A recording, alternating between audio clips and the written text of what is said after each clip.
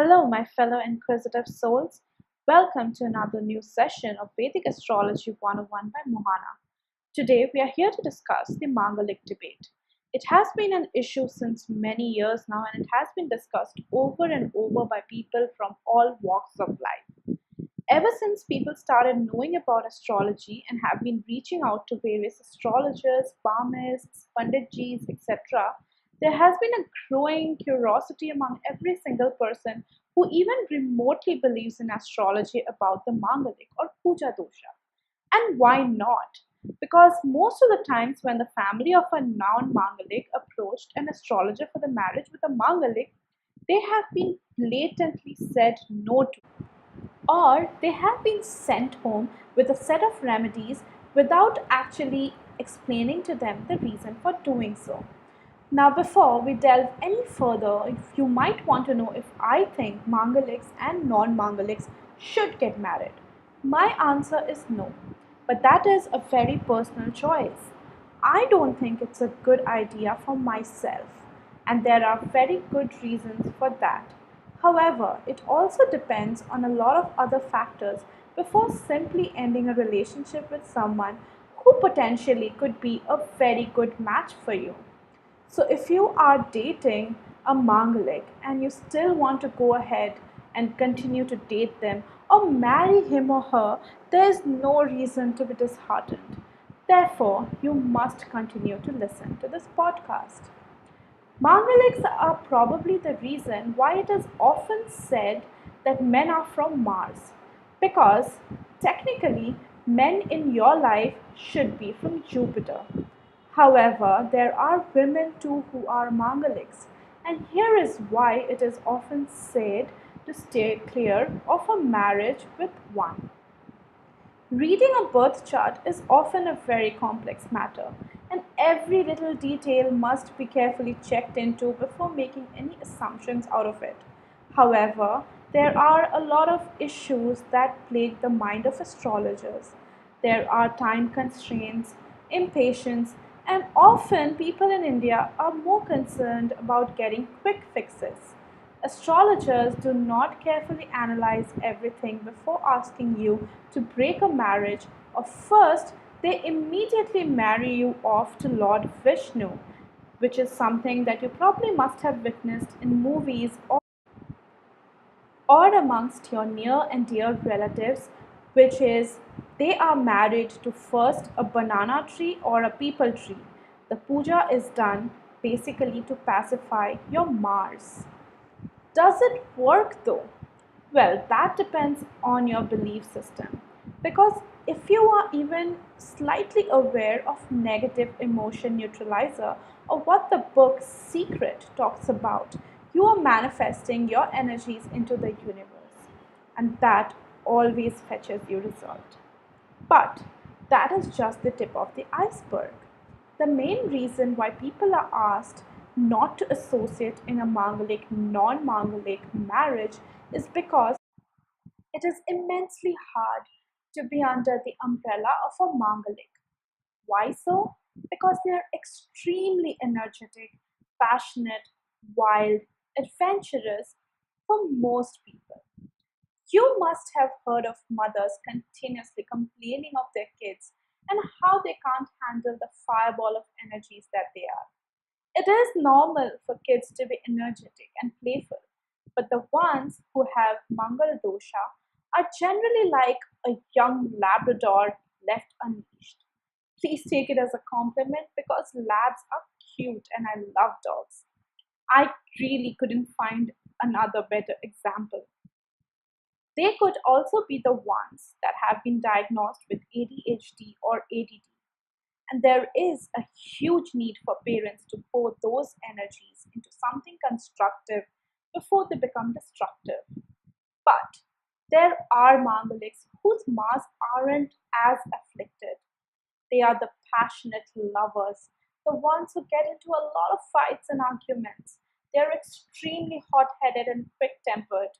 They are the bad boys that girls get attracted to and the feisty women that men grow to love. Does this make them a bad person? Heck no. This just means that they aren't everyone's cup of tea, which is a good thing, right? This also reminds me, probably Ranveer Singh, the heartthrob of Bollywood, someone who every woman admires. He could be a Mangalik. I'm not sure of his birth chart details, but his energy on set and his movies clearly tell me that he could be one. I have dated Mangliks before, and honestly, they have drained me of my energies. So clearly, I wasn't suited to be one.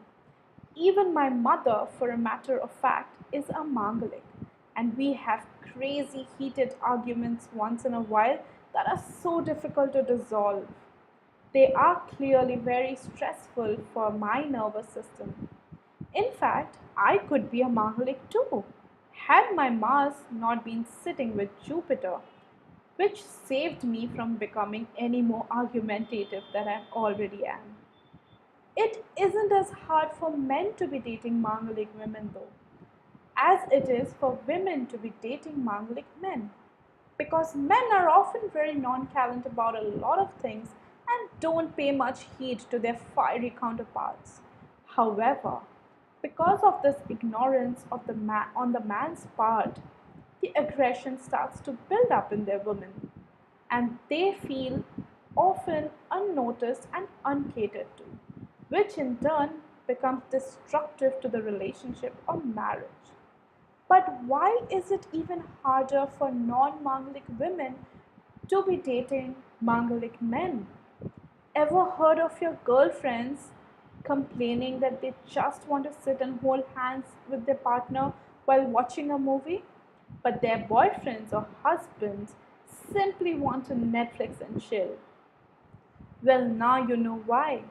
For a Mangalik man, emotions and sensitive issues are boring. This is not to say that they aren't romantic. They could be crazy romantic, but their language of love is going to be more physical than yours.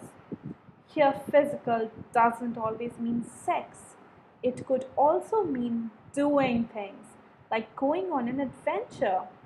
Now, this is where it is fine for non Mongolic men because this drive for sex and adventure is often attractive to men in general, unless they have Jupiter in exaltation, which means that you are probably dating a sapiosexual.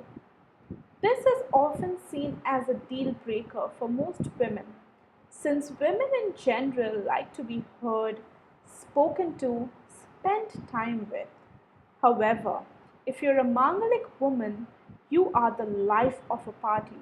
You love socializing, you love being active, you enjoy wild, passionate sex, and that is amazing if you're dating someone who is of the same wavelength.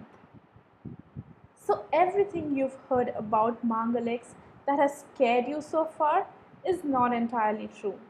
You are not destined to be doomed if you marry a Mangalik partner. But be careful.